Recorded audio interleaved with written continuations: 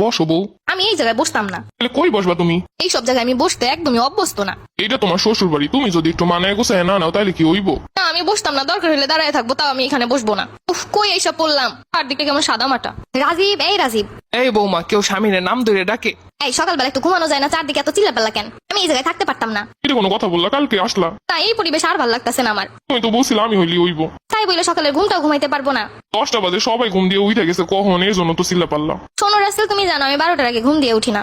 ভাল লাগে না।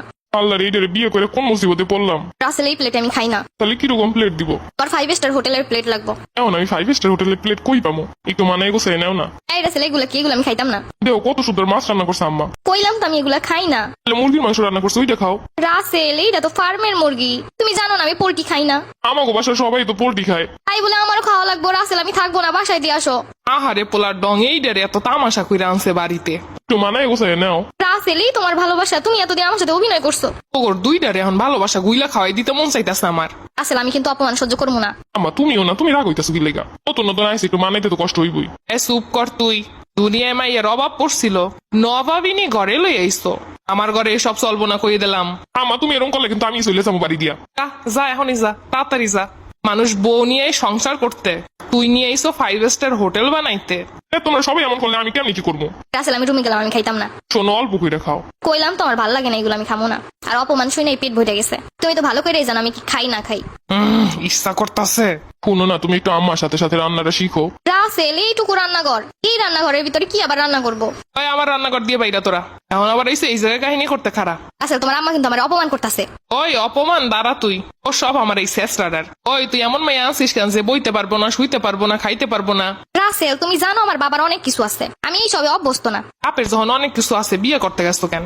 আপনি কিন্তু আবার আমার অপমান করতেছেন। যার সভ্যতা আছে, ভদ্রতা আছে, সে অপমানিত হয়। তুমি কিসের লেগে অপমানিত হবা? আসার দিন থেকে শুইতে পারবো না, বইতে পারবো না, খাইতে পারবো না। আপনার ছেলে আমারে কইছিল আমি জানি সামো তাই হইব।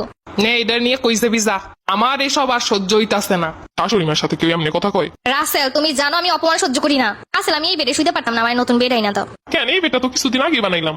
এইসব বেডে আমি শুইতে পারতাম না, তোমায় তো আগেই কইছি। যেহেতু আমি বাসায় চলে যাবো, এই যাই থাকতাম না, আমার কোনো গুরুত্বই নাই। সব কাপড় চোপড় গুলো গুছাই নি এখনই। আমাকে ধোকা দিয়ে রাসেল তুমি এখানে নিয়ে আসলা। রাসেল, আমি চলে যাইতাছি। যাও।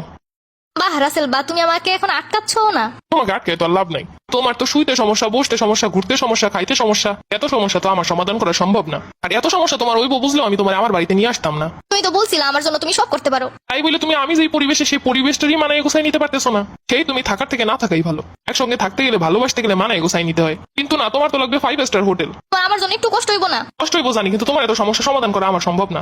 বৌমা একটু মানায় গোছাই নিতে তো পারতা। আমি তো এতে অভ্যস্ত না। নিজে থেকে অভ্যস্ত হয় না, নিজেকে অভ্যস্ত করাই নিতে হয়। আমি জানি আমার পোলাটা অনেক কষ্ট পাইবো তুমি সইলা গেলে। একটু মানায় গোছাই নিলেই তো সব সুন্দরভাবে থাকতে পারি আমরা। আম্মা থাক, ওর আটকে লাভ নাই। ওর মতো ভালো থাকুক। আমরা তো ওর মতো বসার জায়গা, শোয়ার জায়গা, প্রতি বেলায় বেলায় ওর পছন্দ মতো খাবার দিতে পারবো না। আমার যতটুকু সামর্থ্য তাই দিয়ে যা পারছি তাই করছি। রাসেল, আমি যাবো না, এই জায়গায় থাকবো। 2 দিন পর দেখা যাবে আবার অন্য সমস্যা তৈরি হয়েছে তোমার। তুমি আমার মন ভাঙা দাও।